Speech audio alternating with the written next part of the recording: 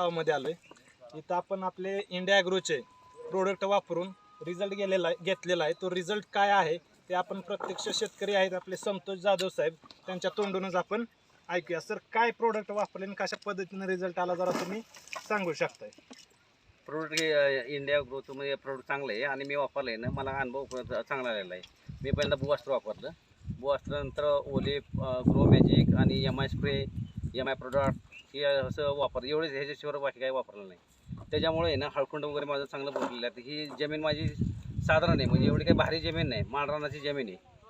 तर पण अशा रानाला एवढी हळद चांगली आलेली आहे, ते मला रिझल्ट एक नंबर आहे. म्हणजे एकंदरीत हळकुंडाची साईज, हळकुंड कुठं लागलेलं नाही आणि माळ रानाची जमीन असून आपल्याला उत्पादन चांगले दिले. सर, कितवी ट्रॉली आहे ही आपली? 12वा गुंठा चालू आहे आता यांचा काढायचा. ही आता चौथी ट्रॉली. चौथी ट्रॉली, 12 गुंठ्यामध्ये चौथं ट्रॉली हे उत्पन्न आहे. अजून इकडे बघू शकतो आपण कमीत कमी एक दीड ट्रॉली अजून माल निघू शकतो.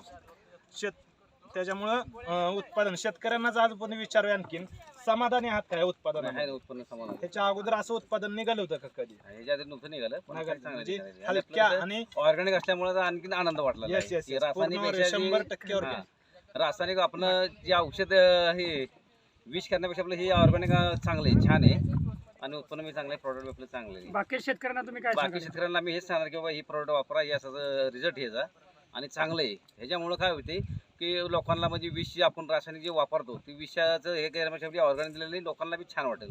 Yes yes yes.